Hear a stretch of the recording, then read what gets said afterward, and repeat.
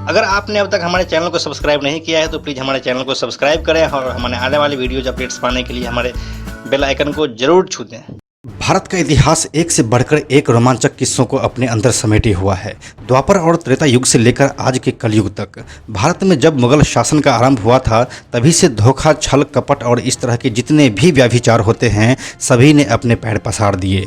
भारतीय राजाओं से मुगल सामने से दोस्ती का हाथ बढ़ाते थे और पीठ पीछे चाकू घोंपते थे। ऐसे कितने ही कहानियों से भारत में मुगल सल्तनत की इतिहास पटी हुई है। ऐसी ही एक विश्वासघाती किस्से को मुर्शिदाबाद की हराम की ड्योढ़ी चीख चीख कर बयां करती है। आइए जानते हैं क्या है इस हवेली का इतिहास। नमस्कार, मेरा नाम है प्रशांत और आप देख रहे हैं बेजोड़जोड़ा.com का यूट्यूब चैनल। पश्चिम बंगाल के मुर्शिदाबाद में आप जाएंगे तो वहाँ पर लाल बाग नाम का एक एरिया है। वहीं पर हराम की ड्योढ़ी स्थित है। इसे लोग नमक हराम ड्योढ़ी भी कहते हैं। इसके पीछे कहानी है घोर विश्वासघात की, जिसने अंग्रेजों को भारत में पैर पसारने का एक सुनहरा अवसर दे दिया।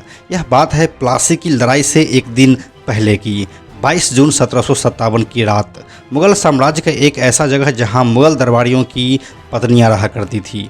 ब्रिटिश अधिकारी विलियम वाट वहां पहुंच गया। उसे इस बात का पता चल गया था कि मीर जाफर, जो कि बंगाल के नवाब का सेनाधिकारी था, उसे किसी भी कीमत पर बंगाल का नवाब बनना था।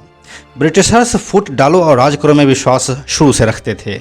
उसने यहाँ अच्छा मौका पाया। वो इसे हाथ से जाने नहीं देना चाहता था। फिर यहाँ पर धर्म का भी सहारा लिया गया। उसी जगह जहाँ मुगल दरबारियों की पत्नियां रहा करती थी वहीं पर मीर जाफर को बुलवाया गया, साथ में मीर जाफर के बेटे मीर मरन को भी। वहीं पर विलियम वाट ने मीर जाफर को प्रलोभन दिया कि अगर तुम किसी भी तरह से बंगाल के नवाब सिराजुद्दौला को मार देते हो तो हम तुमको बंगाल का नवाब बना देंगे।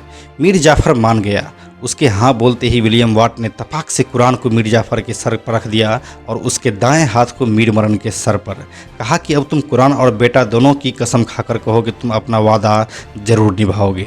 मीर जाफर के पास हाँ कहने के अलावा कोई और रास्ता नहीं बचा था। प्लासी की लड़ाई शुरू हो चुकी थी। सिराजुद्दौला अब तक युद्ध करने नहीं गया था। सैनिक लड़ते रहे। इसी बीच सिराजुद्दौला को उनके अपने हवेली के बाहर आने ही नहीं दिया गया, क्योंकि मीर जाफर मुगल सेना का सेनापति था तो सैनिक उनकी बात को ठुकरा नहीं सकते थे। फिर युद्ध शुरू होने के लगभग एक हफ्ते बाद 2 जुलाई 1757 को मीर जाफर ने मीर मरन को आदेश दिया कि अब सिराजुद्दौला को मार दो।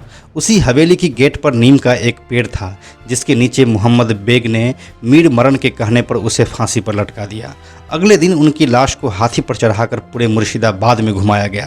कहा जाता है कि सिराजुद्दौला की लाश को उनकी मां अमीना बेगम के हवेली के सामने से भी निकाला गया था। इस तरह यह घटना इतिहास में दर्ज हो गई। प्लासी के युद्ध में ब्रिटिश ईस्ट इंडिया कंपनी की जीत हुई और वहीं से अंग्रेजी साम्राज्य भारत में अपना पांव पसारने लगा।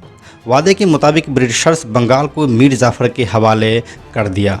5 फरवरी 1765 को मरने के दिन तक वो बंगाल का नवाब रहा, लेकिन इतिहास उसे हमेशा एक गद्दार की नज़र से ही देखा।